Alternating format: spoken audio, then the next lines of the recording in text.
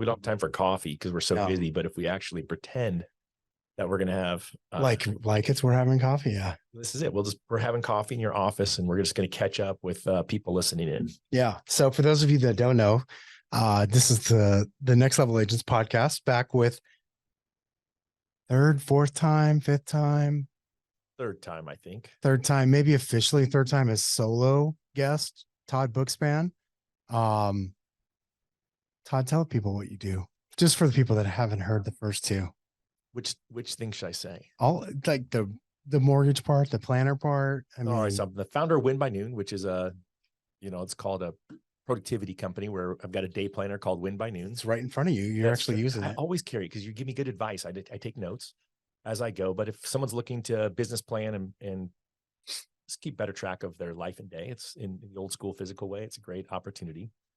I lead a large mortgage team that's based out of Phoenix, Arizona. I don't produce, but we've averaged $100 million a year for the last decade plus, help $1 billion worth of loans, over 5,000 families. Although this year's not quite on track of the previous years. Really? So you and the whole world? Me and the whole world. Put on the Modern Mortgage Summit with my buddy Dave Savage, Modern Real Estate Summit. That's been the #1 attended mortgage event the last maybe 4 years.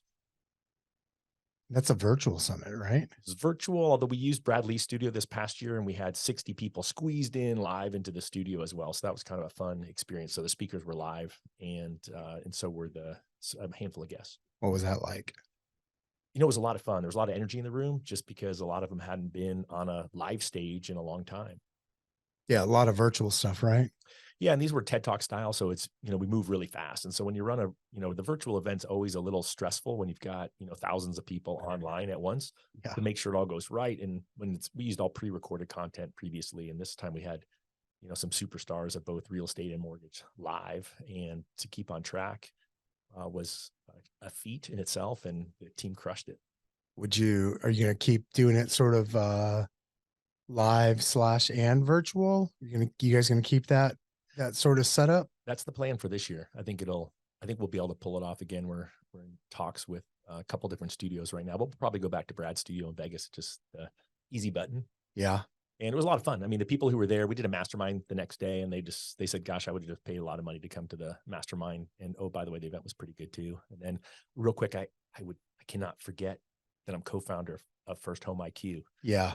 I would be in trouble by my co-founders, Kristen Messerly and Dave Savage, our good friend. And we're out there changing the world of financial literacy for Gen Z, like teaching them how to manage money, hopefully. So tell me more about that. So First Home IQ is the name of the, what is it? I almost said corporation, but that's not the right word. It's a nonprofit. Nonprofit. So we're almost a 401c3. We're just waiting. The paperwork should be here any day. That's awesome. And we really are. We've got some great educational stuff out there that we're been working with high schools and college professors, high school teachers, college professors to create content that will be engaging on financial literacy for Gen Z, for those under 25. And then a lot of people aren't going to want to watch it in school. So we've got an ambassador program that's right now about 60 strong, mainly loan officers. We have one brave realtor who found us who's doing that. They're donating money from every closing that they have in order to help fund the nonprofit, which is great because we've chosen not to take any corporate sponsorship yet. Eventually we will. We've got lots of industry folks who are cool and want to sponsor it, but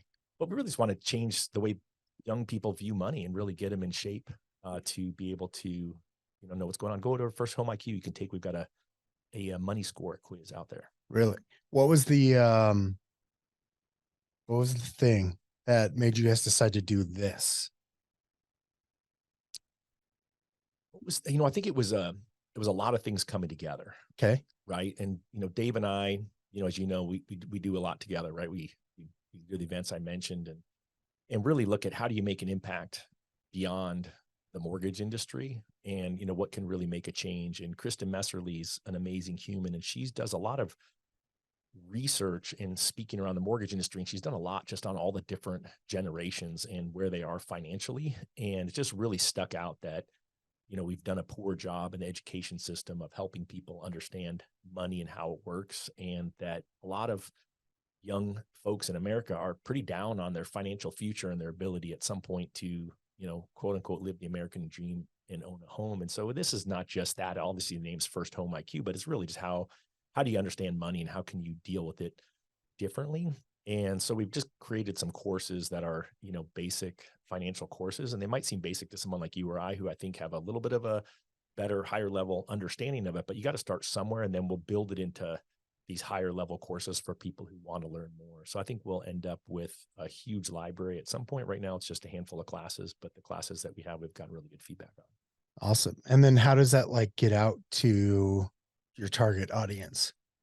That's a good question. Right now, the ambassadors are doing a great job. So we've reached out to, schools and colleges. People are finding us, which is kind of interesting. That's cool. But the ambassadors, what we found is a lot of teachers, like my daughter's a ninth grade math teacher in Manhattan. And I said, hey, I'd love you to teach this class. And she's like petrified. Like that's the last thing she wants to teach.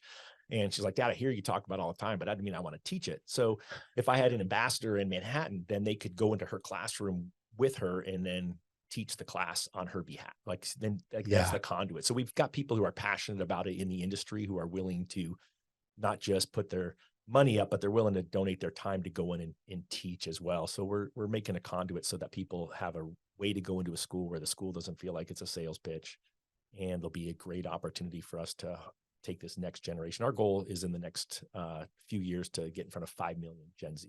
That's cool. Love it. All right. Well, I guess we could start the podcast now. Is that what? Yeah. All right. What else? What's going on? I do? I don't even know. I think that's it. That's so all you today. and I mean, it's December 11th. Yeah. Year's over. No. We got a couple weeks. We have 9 more business days. I mean, people think there's more business days, but who's working between Christmas and New Year's? I hope that some of the folks, if you're listening to this before then or after, maybe we listen to this in January. I don't know. No, I'm going to get this one out. Hopefully this, I think maybe this could go out next week. Dang. All right. So dude, within LA, I had the episodes banked. I had months worth because, as you could imagine, the only thing I've focused on for the last few months has been NLA Live. Absolutely. So now that that's over, I'll refill the bank, but I won't have to get nearly as far ahead as I did. But at one point, my Sarah, amazing podcast producer, she was like, wow, it's been 5 years. I don't think I've ever seen you this far ahead. I was like, I know. This is self-preservation though. This isn't because I'm like all of a sudden a good boy that wants to be ahead of the curve on things, or that actually does get ahead of the curve. This is self-preservation. All right. So great event, few hundred people flying to town from all over the country, right? Met some great folks there. What was your biggest takeaway? Because I feel like the people who are there are the people who get it. And I feel like there's some people who get it and weren't there because they couldn't financially. And I think there was a lot of people who could have been there and should have been there, but they just don't get it. But what were your big takeaways from a couple of days with some cool people? So definitely and this is not rocket science. I don't think this would be a surprise, but like all of the non-real estate, or I'll say the non-business stuff, was by far the most well-received. I mean, not that the real estate and business stuff wasn't well-received. It was. I don't think we had one speaker that I actually got negative feedback on. We had some really talented people. But especially from main stage, or for for the listeners that weren't there, which is most of you, half of the 2 days was keynote fashion. So on the quote unquote main stage, and then half of the 2 days was spent in breakout rooms, right? So there's different topics going on. You got to pick one.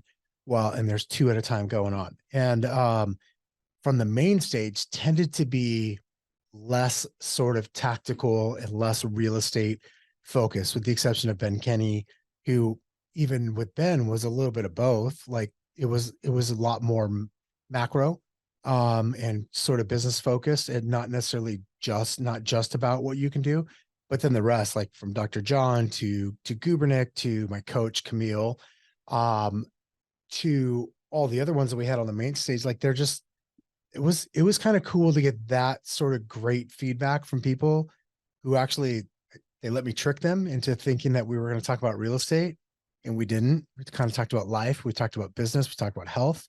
And so that for me, that was awesome. I like that. Yeah. I thought that was the part that I enjoyed the most. I feel like, we can plug into a podcast, or we can get into a room with some great realtors on a frequent basis. But I think you did a great job of curating between both, because I think you needed the speakers there to speak about what they were speaking about in today's market. That was really important, that were real estate specific. but I definitely feel like you also have to kind of shake people up a little bit. Like Burnoff, I think, shook people up. Burnoff, definitely. I was just going to say, the cool thing was a lot of people. So I've had a few people go, "Hey, who was the standout? Like, who is the one speaker that everyone?" And I didn't have one. I've actually had like 4 or 5 where people were like, "This was my favorite," and like multiple people said this was my favorite. So obviously, a lot of people said Burnoff. Obviously, a lot of people talked about Dustin Runyon, but also same with Camille. Um, Also the same with Dr. John, which was so far not a real estate. It was so far out of the realm of real estate. And for those of you that were there, that there was poop was talked about. I'm just going to leave it at that. And so to kind of hear that feedback was the fact that it wasn't all like just this one person, but I heard that about a lot of people. I thought that was pretty cool. Yeah, I think that was the fun part, right? Especially, yeah, after he spoke and at lunch, everyone kind of talking about their takeaways. And I think it's like anything else. I think you hit a home run when there was a handful of different speakers that people said was their top speaker versus just one person. Everyone's like, oh, I just love that one thing. You're like, all right, no, I actually provided 2 days full of value. Yeah, absolutely. So that was a good sign. So I mean, it was good. There was a lot to take away from it. Mostly that I'm really tired. And then, you know, it could have been a 4-day event. Like I had so many people that were like willing to speak, or that could have been on stage, or the sessions could have been an hour and a half instead of 45 minutes.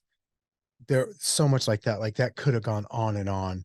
But I think we did an okay job in the time frame we allotted, the the mix of speakers we had. So whatever. I'm happy with it. You guys do it again next year? Not a chance. No, I don't know. um Coordinating that many people with that many speakers over multiple days is not exactly fun. The day of was obviously the day of the events. Those 2 days were so much fun, but the couple months leading up to it is not fun, not at all. Well, on behalf of the people who are there, thank you for doing it. I know it's a lot of work because, we had 60 little people shoved in a room and that was a lot of work. So I can only imagine getting that many more people and that many more speakers is a feat in itself. It was a challenge. I mean, it's okay. So you sat there, you were there. Was there a theme or a takeaway that stood out to you the most? You know what? I think the standout to me right now, and I think it's just it's where I've been kind of stuck. And I try not to be an ass, right? That's one of my core beliefs in myself. I find that's a good thing not to do. I know, but I kind of this epiphany, right? That there's a lot of people that I'm talking to in real estate and mortgage and in sales in general who are victims of what's going on, right? Yep.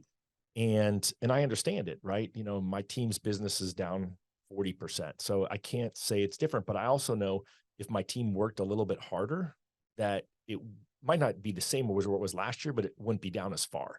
And I've talked to so many people who have gotten a job, a part-time job doing something in the gig economy. I know people who've gotten full-time jobs. And I was like, gosh, if you would have just worked 8 hours before of doing your real estate job, then you wouldn't have had to have this job you don't like. And so I feel bad when I think those thoughts, but I look at my own team's business and say, well, gosh, if I would have focused on some business development to help them out, then they probably would be doing better. But, I also know the hours that they work in a day and some of them work harder than others. And I don't know, does that make me an ass? I don't think so. Right. So, well, I appreciate that. So I like the fact that people are there and people are learning and trying to improve, right? There weren't people, I got there late. Sorry, I was at Dr. Glick's. I ran a little late. So, he tells stories and that's fair. He goes to videos and stuff, right? We have the same doctor. So, oh yeah. So I got there late, but what I was impressed with is that you go to conferences and there's always everyone sitting out there's a lot of opportunity to meet people and chat and do stuff. And there was nobody sitting out there. Even the people who were sponsors were all in the room watching and learning. Ben was up. He just got off the stage when I got there. So I was bummed I missed him. And so I think when you have the right-minded, the people there, there's so much energy in the room. And then, I forgot what you guys called the fancy people. Like I had the red lanyard because I spent extra money. And so I got like the lunch and it was a special word. And I just don't know. It wasn't VIP, but it was like something cool. Premier. Yeah. I was a premier person. And that, again, that gave me opportunity then to hang out with people and have different conversations without me having to find normally I would just find the one person I know and we go to lunch together. But here I sat down at I went to 2 different tables and I sat, well, because I want to pick your brain. Yeah. But I got to listen to different people talk about what was important to them and their takeaways. And I think that there's so much to learn from getting outside of your comfort zone of the same handful of people that you would hang out with at an event. So that was also really great for me. Yeah. Well, that's cool. What's funny is when we kicked off, right before Ben and I went on stage, or even right before Fred and I walked out to kind of welcome everybody in, I was like, look in. And while we were welcoming, it's like, God, there's a lot of empty chairs right now. Like knew there was a lot of people in the hallway. And, I think we sold 310 tickets. So I just assumed, I was like, yeah, 265 to 270 on the high side will be here in the room. And that's a win. And sure enough, that's what it looked like. But what I noticed, like 5 minutes, like it was visible 5 or 6 minutes in after Ben came on stage with me and we just started talking. I noticed how you talked about there wasn't even the vendors weren't like every chair. I mean, it wasn't probably 100% of the chairs, but it felt like every chair filled in. And everywhere I looked where earlier there would seem like there was a couple chair gap or whatever, like they were all gone.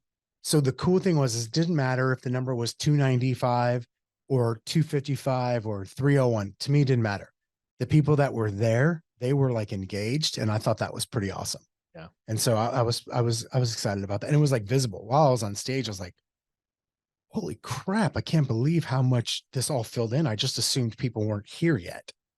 And they just filled in. So that was cool. They were engaged. Yeah. And who doesn't want to hear Ben talk?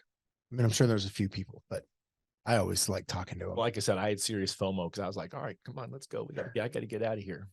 I always tell Dr. Glick, I'm like, listen, man, I got a hard stop at this time because otherwise him and I will talk for two or 3 hours. He literally showed me a Saturday Night Live skit. I'm yeah. Like, really? I got to watch this? Like, if you guys knew our doctor, if you only knew, I mean, he's amazing. And, he's the exact opposite of like your normal primary care physician where you probably get like 7 minutes with them. Like we're like, hey, dude, we got to wrap this up. Oh yeah. Yeah. He's a great doctor. That was it. I was texting with him today. I think it's different. And so I think that's the fun part of what we get together. And I tell people about, how grateful I am for your friendship and that we talk about things that I don't talk to other people about. We talk a lot about health. We talk about money. And we just talk about things. We don't talk about people, we don't talk about the market, those are things that we don't talk about. So, that's why anytime I get to come in here and hang out like this, it's awesome. I agree. I told Dave on my way over, I was like, dude, I got to go. I'm going to hang out with Kevin. He's nice. He was jealous. So what else? So what's new, man? Like what's going, so, okay. I started to say, and you're right. You corrected me, correctly. Like the year's not over. It's the 11th, but as you pointed out, there's 9 more business days. The year's not over and it is 90+% over. Any big lessons or big surprise? You kind of shared one of them earlier about, maybe cool, I could have done this or that, but what else stands out to you about this year? Well, I'm a big believer in looking back, right? Okay. I mean, I always try to look and see what can I learn. And as goofy as it sounds, because people like you carry that dumb planner with you everywhere. I'm like, I know I do, because I make notes in there and I look back to see what, where did I nail it? Where did I do okay? And where can I improve? And there's always lots of room for improvement. And I think, I've been saying it for, since really the beginning of November. Like I said, beginning of November, I said, this is the start of 2024. I mean, really anything you do now, activity wise, you're laying the groundwork for 2024. And it's hard, I think, to work hard right now. I think my big observation of the second half of the year, and really more like right as we hit Q4, was the humility of the industry. I was talking to so many people who were pretending they were still having a great 2023. And they were like, yeah, everything's good. And I'm like, is it really? Is it really good? Like, help me understand what your good looks like. And then, but I found that everyone is, as I traveled around and went to events and taught events, the second half of the year, I felt like people were like, you know what, like I got to dig in now. It's here. It's hit me too. And, I think that there was a lot of humility in the industry, and I appreciate that a lot. And I feel like as boring as it sounds, it's really what are the activities. So I look back at what I did this year, and I was really fortunate. I had a great year, right? I spent the summer in California. I did a 2-week trip to Europe, and I traveled a lot for fun and for business in the fall, almost too much. Like my wife doesn't like to travel. Like, once a month is a lot for her. She and I did something twice in a month, and she's like, she was exhausted. But I was like, okay, I did, 4 or 5 weekends in a row or weeks in a row where I was on the road. And that was a lot. I did exhaust myself. So that was a lesson.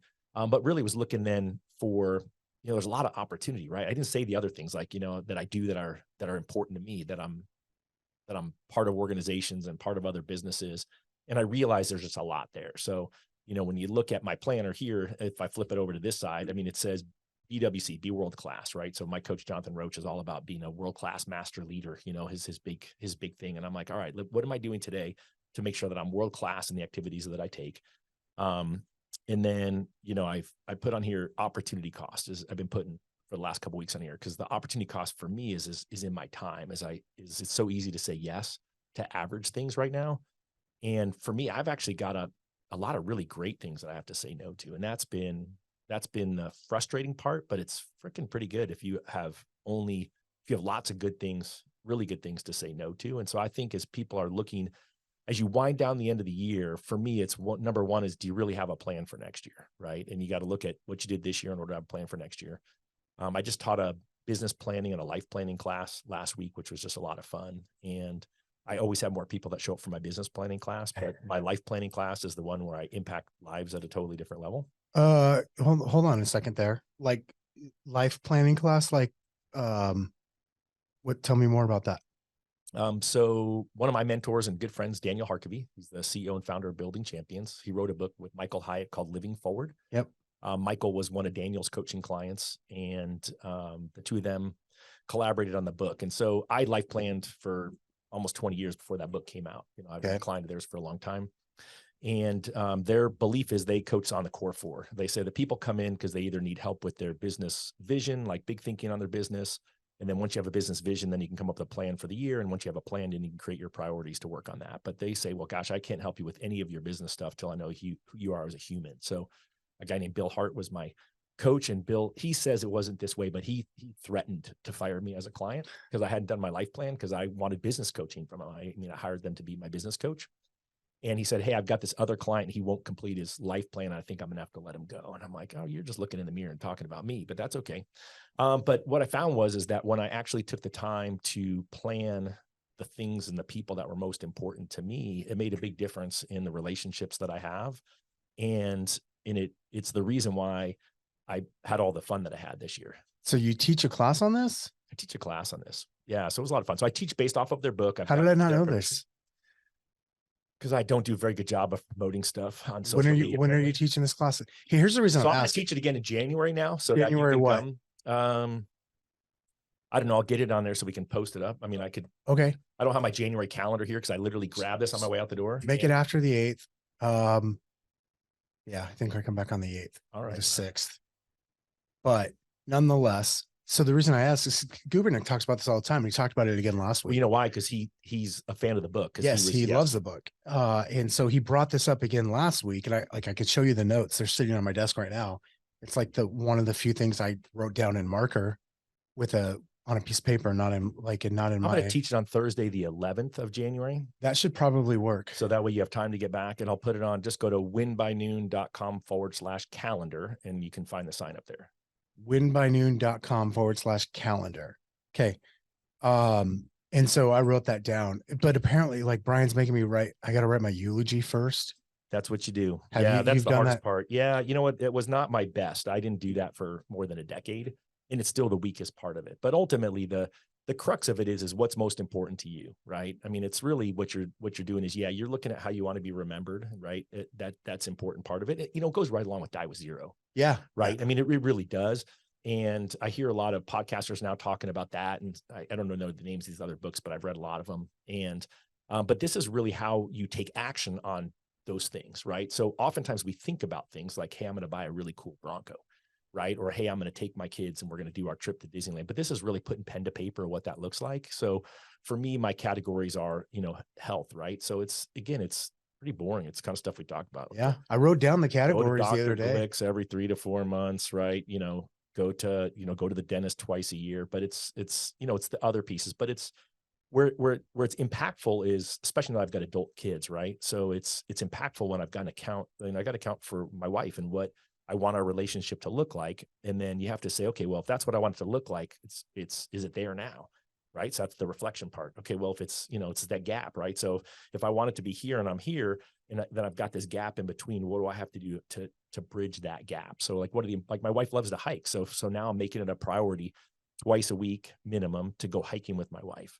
She'll go hike by herself, but she likes to hike with me, if you can believe it. She likes to spend time with me. Date night, right? I mean, we all talk about it, but do we actually really write it out and commit ourselves to it? Relationships, right? I've got a list of friends that are important to me, including you, that I put in there so that I'm proactive and making sure that I follow up with people. Because if not, it's just an afterthought. Yeah. All right. Well, I'm glad you're teaching that class, because I felt like I've now had Brian describe this to me twice, and I'm like, I feel like I'm still not exactly sure how to write this out, or how to. So I'm going to come to your class. That'll be great. Well, it'll be on Zoom, so everyone, you can come hang out with me. I'll teach you live, but everyone listening can jump on now that I'm committed to teaching. Yeah, Thanks, Kevin. you're pod committed at this point. Okay, so good. I'm gonna do that. I'll be there.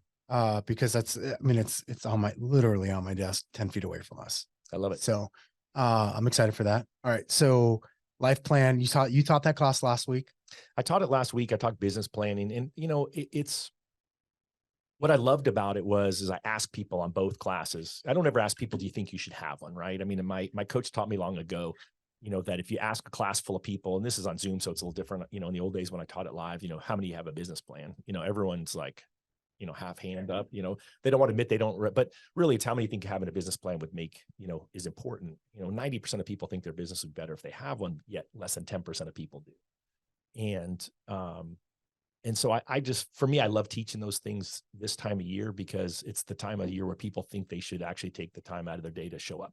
Yeah. They get more, we all get more reflective this time of year, regardless, because we have this imaginary finish line called December 31st. Yes, we do.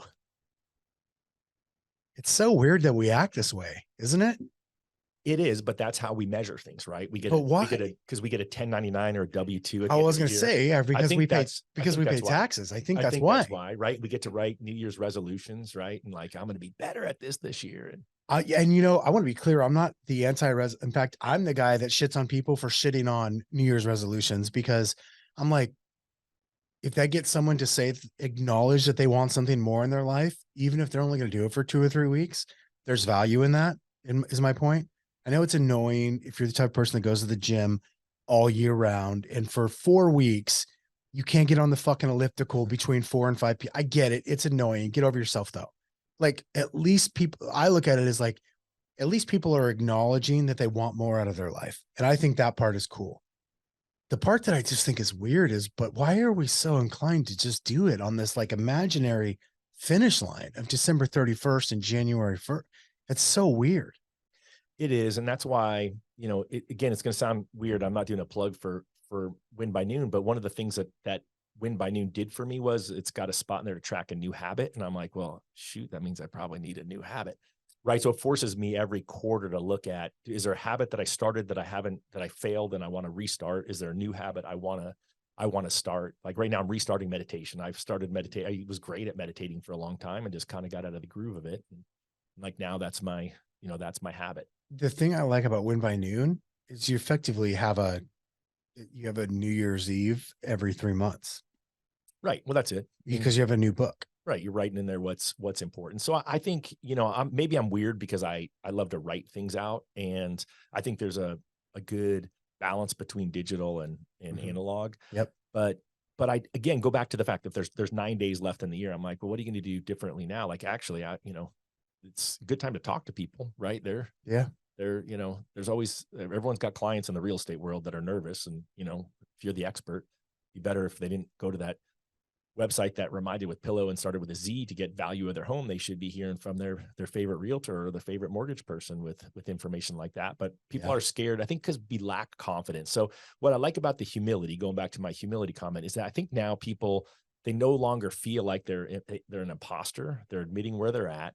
Okay. And then now maybe they can get over that and take action. Because when I talk to people about why aren't you making the calls, I mean, everyone knows they should be calling their database right now. I mean, Yeah. if you're a loan officer, you got people you're going to refinance next year, you should be protecting that future pipeline. If you're a real estate agent, when rates drop, people are who have a 3% mortgage and swore they would never move, they're going to upsize or downsize. They're ready to move. And you need them to remember who you are. And the easiest way is for them to get a voicemail and a text message from you. And even better is to have a conversation if that person wants to, but even if they don't, hearing from you is a great opportunity. And there's lots of different things you can talk to somebody about or tell someone when you get them on that call, but people are scared of that. I think when people remember that those conversations are kind of fun. I remember, my business partner, Matt, I shouldn't call him out, but that's okay. I will. Like, he started committed to make the calls and he's like, oh my gosh, observation number 1, people actually like hearing from me. Like, that was it. And observation number 2, holy smokes, they're long phone calls because people are excited to catch up. 20 to 30-minute phone calls with someone that you just talked to for a little bit of time on a transaction. Seemed like a lot of time during that time, but it's just a small part of their life. And they're counting on you. And that was, I hear that over and over again from the people who actually got over the call reluctance and picked up the phone and made the phone calls. And so I think it's a great time as you're closing out the year to think about what's the commitment around that for next year. Yeah, that's true. And you made a commitment this year, right? Around talking to so many realtors a day. I do. I talked to 10 a day. So look, here's proof. Look at this. So here's my planner. Here's the people I dialed today right here. So I called 11 realtors. I've talked to 10. No kidding. And so I circled it this morning. So that I circle it as my commitment. And then I also have a commitment over here. And so you can look here. I've got a commitment to call 5 people in my database and I've only called 1, but I actually look at it physically to hold myself accountable to what it is I said I was going to do. And so that's it. I just look at it and go, okay, well, you know what? It took me, and that's normal. It normally takes me about 12 to 14 dials to get a hold of 10 people, but these are 10 people that I talked to today. And then there's 11th I talked to on the way over. I just didn't do that because I was driving in my car. And so I believe you got to set a standard for yourself and commit to that standard. And I'm not perfect. I don't get there every day. So the difference though is that since it's Monday that we're recording this, if I would have called 8 today, tomorrow the circle wouldn't have been for 10. It would have been for 12. And then even on, let's pretend I talked to 12 today, I'm still going to call 10 tomorrow. And then if I only call 8 tomorrow and I call 12 today, I'm still going to call 10 on Wednesday. I'm not going to say I don't have to continue to call more. So I'm always going to push myself every day to call more, but activity leads to results. I'll say that over and over again. And it's not my quote or anyone else's, but it's in a world, it's great to have a coach to hold you accountable. But for me, this is my self-accountability. And then I also have a platform. I talk to people about these things. And so I also want to perform to show them that when you do it, it actually works. And then I need to hold myself accountable. This is it. And it's fun for me. It's a game. It's a game for me to do it. It is. Is that new this year? The 10 agents a day? This year, yeah. That's been new. How's that gone? It's going good. I mean, I say it's when I'm in town and I'm working, right? So, I went and watched the Philadelphia Eagles lose to the San Francisco 49ers a couple weeks ago before they lost again to the Dallas Cowboys. So, but I went and I flew Friday and I flew on Monday. And so I didn't hold myself to those days. I didn't do 50 that week. I did 40. So, for me, it works the days that I'm intended to be locked in and working. If I was all around production, if I was a full-time loan officer doing it and I took off Monday, guess what? I would actually still do 50 calls in that week. So when I produced, I held myself to a high standard, and me holding myself to a high standard is, I think, why I had the success that I had. And then I also know, in the name of the planner, is that, I blocked my calendar from 8:30 to 11:30 every day. And by blocking my calendar, I got those things done most days before noon. And hence the name. Not every day. I mean, again, I'm not perfect. I mean, I'm not here to say, gosh, I'm way better than everyone else because I do it. I just make an effort to do it. And because I do it most days. Yeah. Hence the name Win by Noon. Well, Win by 11:30 wasn't very sexy. Yeah. It sounds weird. Yeah. Just doesn't roll. Plus the URL was probably not available. I haven't checked. There's a lot of jokes around that. I win by 8, Todd. All right, great, good for you. Like, it doesn't matter. You don't even have to win by noon. 8 p.m. or I a.m.? had a realtor tell me that she's like, Todd, I can't win by noon. I start at noon and I win by 5. I'm like, that's awesome. Like, Yeah, that but works. but I think I think in the end, there's something that drives your business, right? Everyone's focused on results. So let's talk about the 1231 again, right? So everyone's going to look at their year and say, I helped 24 families, or, I did this. But the question is, well, what do you need if you want to help more families next year? What do you need to do differently? And so when I was doing loans, I could literally quantify how many conversations or meetings I had to have in order for me to get a closed transaction. And that just tells you how hard you're going to work. It also shows you whether the market's slowing up or slowing down. And so there's lots of things that you can glean from not just result tracking, which is what we all do, is actually the recording of activities is what's, to me, more important. Yeah, I would venture to guess for most of us, if you just use the example of, hey, I sold 24 houses this year, but let's say I want to sell 32, probably don't have to do anything different. You probably just have to do what you said you were going to do this year. That's a hard conversation to have with people, though, right? Can be. Yeah. As a coach, when someone's paying me to coach them, it's easy to have that conversation because they signed up for it. They signed up for it, right? Not everyone else wants to have that conversation. Yeah. And so that's why I say it goes back to my thing. I don't want to be an ass. So is that being an ass? I guess maybe the delivery of it could be. That's true. That's true. Or is it caring? I think it's caring. I think we're in the world's greatest business, and it breaks my heart when someone says, you know what, I'm driving Instacart today. Yeah. It breaks my heart, not because they have to. One is I'm proud of them when they do, because they're doing what they have to do in order to survive. Yeah, for sure. And wouldn't it just be easier to make the calls? I think so. But there's some people who have made the calls and haven't had the results too. And so I'm very sympathetic towards those people. I mean, I feel, we all have gifts, right? And, one of the things I was really good at was talking to clients over the phone and helping understand their situation to help get them into the right mortgage. And so when you're good at connecting with people, you have good results. So I know not everyone who's in the business is good at that either. I'm going to share something with you. Hopefully the listeners don't hate me as much as my mastermind group hated me for this. So we had Rudy, like the Rudy, from like the movie. I saw that on social media. Yeah. So I didn't get invited to that mastermind. Did you hear me say that? I shouldn't have said that out loud. Now I threw you off. Okay. So Rudy came. Rudy's an interesting guy. And I want to first acknowledge, for those of you who are about to send me hate mail, that I acknowledge he has motivated and inspired millions upon millions upon millions of people. I'm not taking that away from him. That guy, though, was a terrible presenter. Terrible, atrocious. Wow. Like train wreck of a presenter. I'm glad I didn't come. And don't get me wrong, there were still a lot of people in the room who were like, oh my God, that's Rudy. And oh, cool. Good for you.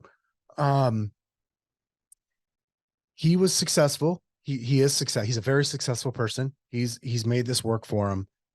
And I would say he's done that without being self-aware, without being very self-aware, and without being very skillful in a lot of things.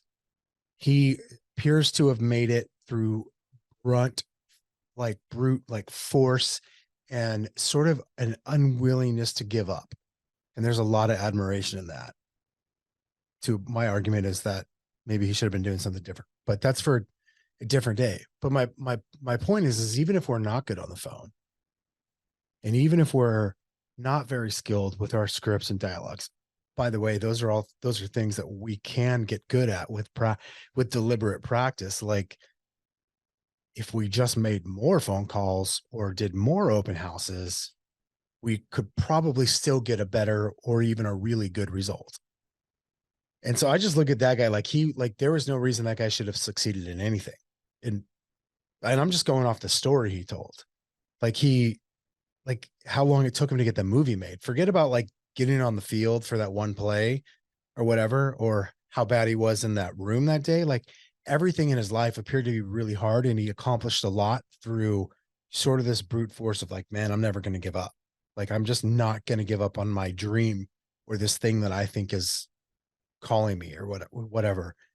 And I just go, to me, that's like inspirational. Like, dude, if this guy could do it, Anyone could do it. yeah, Well, and it comes back to that idea of how hard are you working, right? So, I try not to be a jerk, but I think it sometimes people need the truth.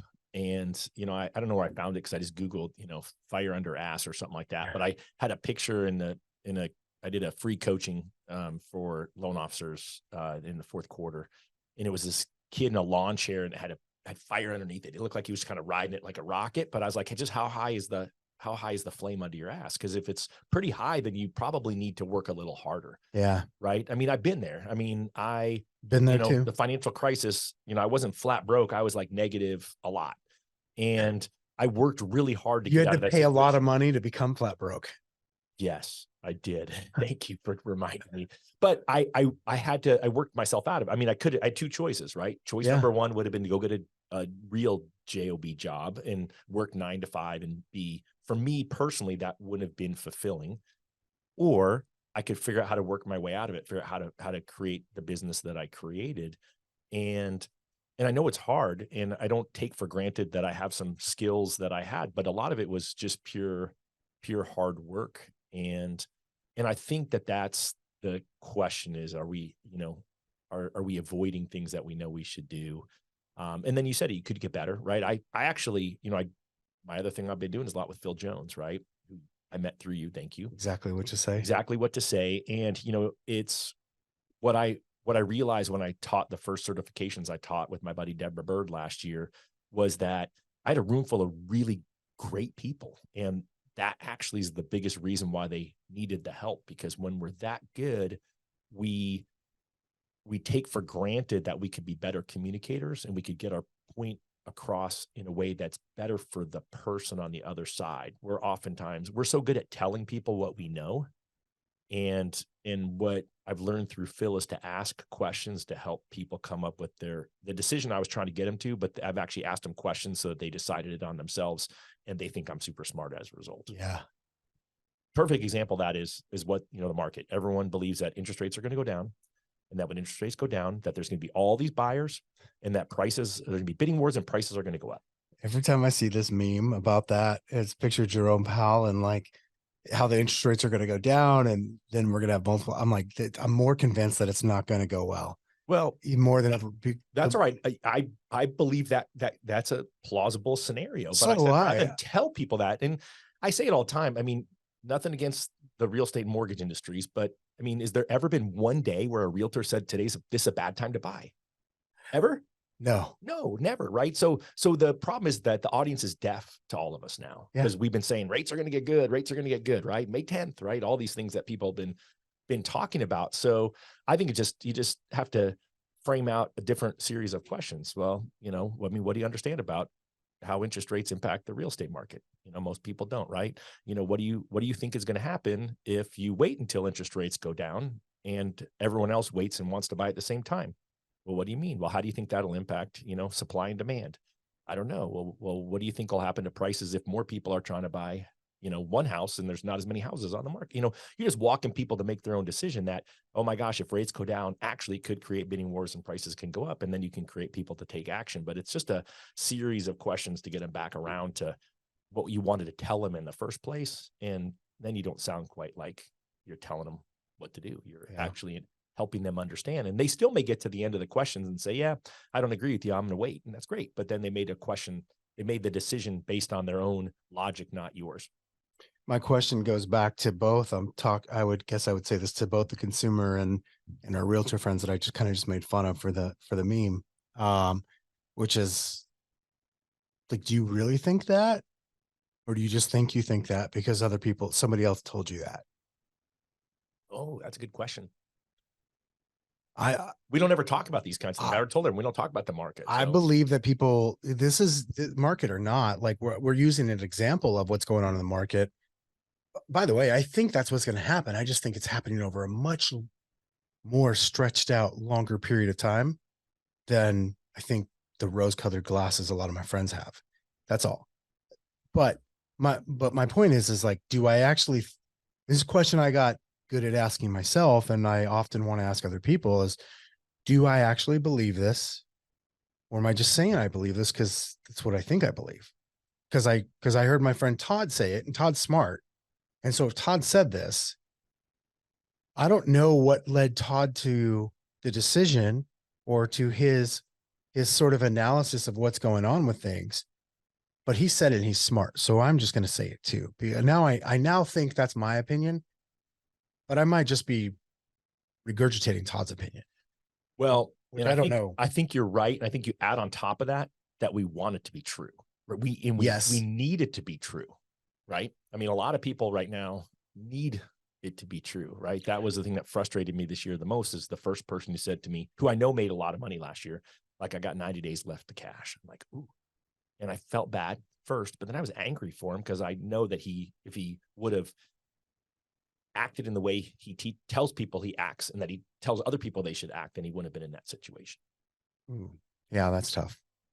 That's when I feel like an ass when I say things like that. But Yeah, but again, I don't know that it's being an ass. Is, I guess you could be the delivery about it. The delivery of that could be is. well, I was better at delivering it. I'm sure you were. I mean, I gave him a hug, that was that. What else could you do? Right. I mean, I feel for people. I really do. yeah. Because I've been there, like I said. I do too. And I'm not perfect. I like, again, though, I just come back to like, do I really think this, or like, am I just operating this way because I think this?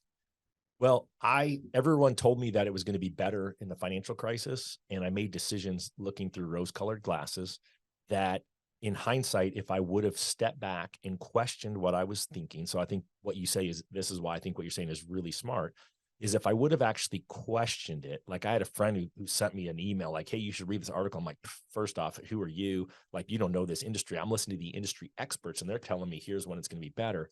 And if I would have probably read the article, because I read the title of the article, then I would have not had the financial challenges I had. I mean, it still would have been good, but I would have positioned myself in a different way, where I would have probably been not had the same suffering, which I actually believe the suffering is a lot of who I am. So I don't know if that would have been a good thing, but also probably would have been wealthy, because the Tyler article told me that I could have probably predicted some things that happened financially, that I would have made different and better decisions as a result.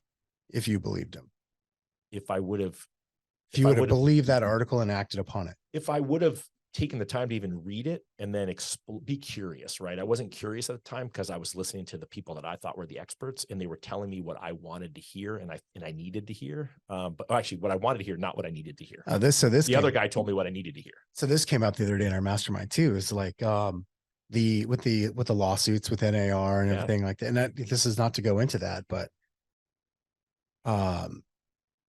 so many people were so vehemently opposed to Inman inviting the attorney to their event. Yeah, that was interesting. And all I could think was like, why would you not want to hear what this guy? I absolutely want to hear what this guy has to say. I want to understand what their thought. Do I think he's wrong? 100%. Do I understand that he's coming after my industry and the way we currently operate? Yes. Which makes me more curious as to what the hell he is thinking. Like, what is the thought process there? And instead, and I'm not going to name anybody here, but because they're friends, plenty of them are friends of mine and of yours too, that were like, I'm going to cancel my subscription to Inman. I'm like, you're going to cancel your subscription? Okay, maybe you should cancel your subscription to Inman because you don't like it as overall. Maybe they don't provide value to you. I get that. They've had questionable material, but for like a long time. But on this particular subject, I absolutely want to understand the other side. I like, if really good time because Charlie Munger just passed away. Yeah. Like, that was one of his things, is like, if you can't understand the other side's argument as well or better than they do, then maybe you don't, like, maybe you're actually not as into this game as you think you are. Like, you're too emotionally attached if you can't understand the opposite side's argument. Well, the crazy part about it is the people on the other side of the argument are just as adamant that they're right as you are about your side. And yeah, my wife is way smarter than me. We have this conversation often on these hikes that we take. And, she'll take the time to understand the other side, which makes her a way better person than me. But I think you're right. I mean, I think that's goes back to it. I mean, that's why I think by choosing to be more curious, by being intentional around what I will consume, right? Because oftentimes, if you're only consuming it from one side or one thing, besides the fact that you're not multidimensional, then, you just become warped in your own belief. Yeah. Uh, yeah. I think taking the time to understand the opposite opinion, whether we're talking about something like this one topic, the lawsuits, or maybe we're talking about something political or religious, or, there's a great song. There's this musician, his name's Paul Thorne. Have you ever heard of Paul Thorne? I've not. He's amazing. This is one of the things I'll credit Gary Keller for. It's introducing me to Paul Thorne's music.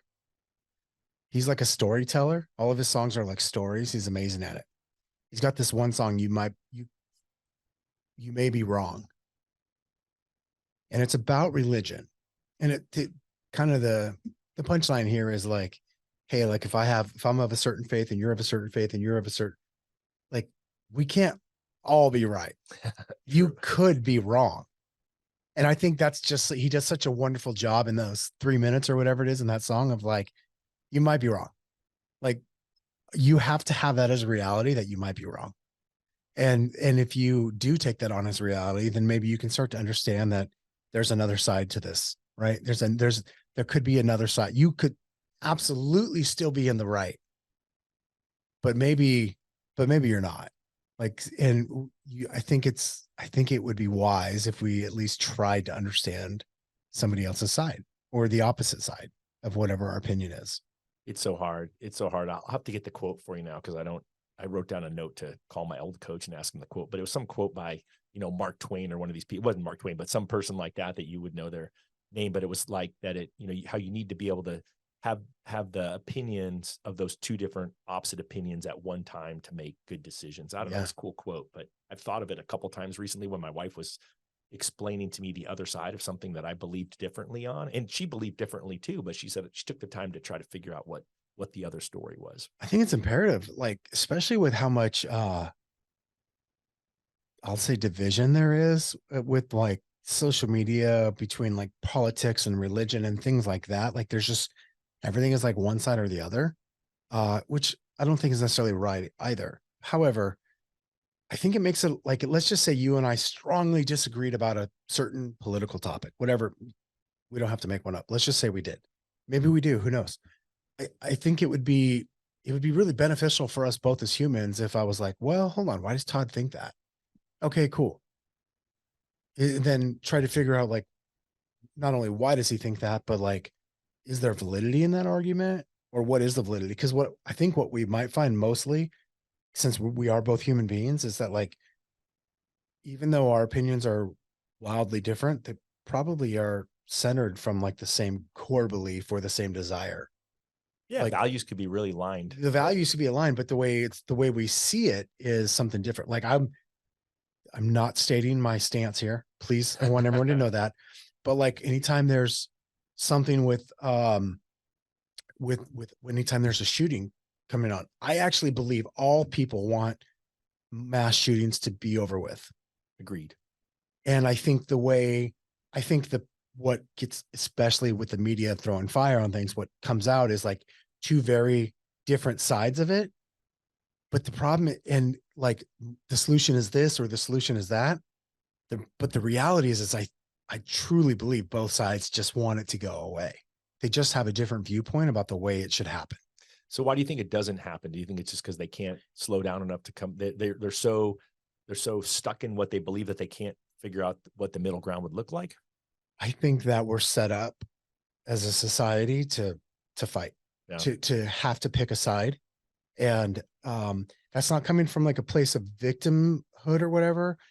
But I really believe all from our political leaders, I'm going to use the word quotes for that, and our like the media, both social and traditional, like literally is like designed to make you pick a side that has an extreme opposite. And then that sort of feeds into that more and more. But I think the reality is if you can get two people to just have a conversation, and let's just start, if you just start with what it is that you're actually looking, forget about what you disagree on, start with what you agree on. You'll find that like 90% of it, I think, is probably agreed on by all human beings. And it's just a little bit. But when you've got institutions like media, social media included, kind of just dousing flames, I think it makes it harder for any two people to actually come together and figure out what it is that they do agree on. Yeah, I mean, social media's hurt it because you keep getting fed more of it. Once you have that belief, Yeah, you're just fed what you're looking right, for. it's putting out the opposite information side of it. But the other part of it that's come to me, besides trying to be more curious, right, is also not making assumptions, because Well, that's hard. it is hard. It is hard. But what I've sat in a lot of rooms recently, let's call them masterminds, where people have at some point said they've made the assumption of my belief on something without asking me first. And it could be a business thing, it could be whatever, it could be politics, could be something, but they assume I think a certain way. And the odd part is most of the people who assume it are assuming opposite, or they're assuming wrong. And I just smile and nod. It's like, this isn't the place for that conversation or that disagreement. Maybe later on, if we're sitting down over a cup of coffee or a good beer, then that might be a different conversation. But I'm always surprised by that. Yeah, it's interesting. Of high level thinkers too. Yeah, it's interesting. It's totally interesting. So you know what else I think is really polarizing is that new Cybertruck. So like, I think it's pretty dang cool. I saw a matte black one. Where are you at on that? He's still on the list? Yeah, dude, I wish so bad. It was like, I want it so bad. I cannot wait to get it. Yeah. So I love that matte black too. Still it looks on there? cool. Did you had to up your deposit like from $100 to $250 to stay on the list? Is that how it worked? Or they haven't asked me for more money yet. I'll gladly give it to them when they do. I wish I was in California or Texas, because apparently I'd probably have one, because I know people that have I now know people who that I saw a post on social media are getting theirs, and I mean, he's not exactly a friend, he's an acquaintance, but the reality Elon is he's just an acquaintance. He's just an acquaintance for sure. Well, not Elon. I wish Elon was an acquaintance. But the reality is like, man, I can't wait. I don't care, black, silver, whatever. I'll take it. I thought it only came in silver, but I keep seeing a black one. So yeah, no, it's two colors. It is an option. You can do this sort of black. It's like a wrap type of deal. I don't know exactly what they're calling it. I forget, but nonetheless, I can't wait. And as soon as they'll let me buy one, I will buy one. My hunch is it's probably still gonna be a while. I bet I'm probably still waiting another year. So do you think it was a mistake then to make it so radical that it took them this long to get it out? And like Rivian got their truck out first, and that Rivian has a normal looking truck? I think their mistake was that maybe it is the radicalness of it that is making the production part of it extremely challenging for them. Yes. But it's hard to say it was a mistake though, because they're still producing cars at like I mean, if you still look at what electric cars only, they're still producing more electric cars than all of the other car companies combined. Well, and I think that I've never seen any other pickup truck from from Ford who does one, or from Rivian on social media, but I see the freaking Cybertruck all the time. Yeah. Right? For years, ever since they've come out with that thing. So I mean, that's pretty good marketing right there. Yeah, I think Elon knows what he's doing with that. I mean, I didn't want to make the assumption. That's all. I was just trying to be curious. We were going down a path. I needed to get it lightened up a little bit in here. I can't wait to get my Cybertruck, and I know that I'm probably waiting 6 to 12 more months. That is my hunch, unfortunately. Seems so. I know they're building them in Texas. So why is it something different? I don't understand the California thing. The California's like, you still got to deliver it. Like there's some emissions thing, or that they're the same for both. I don't even know. I don't think Texas has emissions. I know California. I'll give them a Texas or California I guess they don't have address. It's an electric car. Never mind. No hate mail for my lack of knowledge there. Maybe I should tell them that my address is I moved. Yeah, maybe that. My cousin lives in Austin. I'll use his address. Thank you. That would be great. And then I'll just fly in and pick it up. Yeah, I'd be happy to drive that home. I love that for you. I can't wait. So yeah. At any rate, we should probably wrap up. I mean, I think I just ruined your podcast, huh? No, are you kidding me? Just making sure. All right, I thought I can't wait to get texts and comments on the Tesla truck. You know,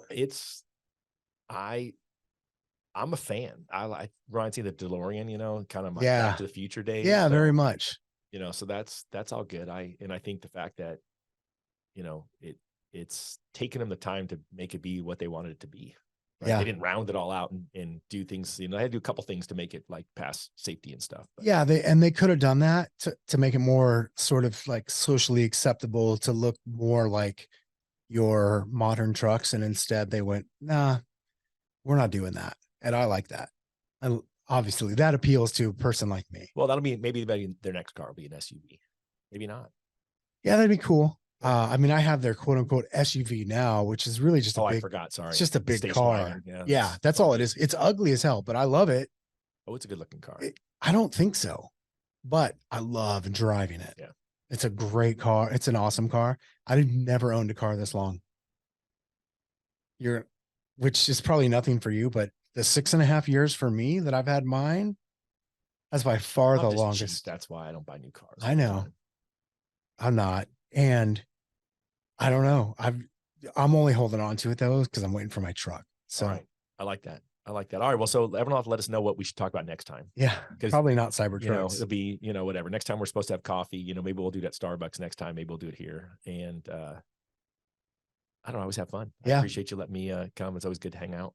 Me too. Will you send me a calendar invite for that class in January? Yeah, I put it on here. I will get you that one and I'll put it on there.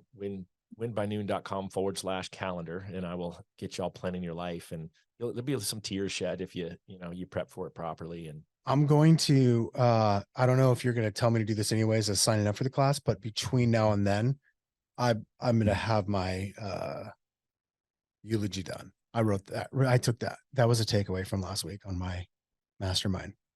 that'll be big. I think the biggest thing is I'm at least going to have the first draft. I think through what, like, just spend some time reflecting on how this year was personally, right? Or what parts of your life, if you thought about things like, you know, health, spiritual, relationship with your spouse, your kids, significant others, friends, financial, you know, you can put work in there, but that's, to me, that's the boring one, because that's what the business plan is for. But, you know, there's going to be financial goals and other goals, and just think in those categories.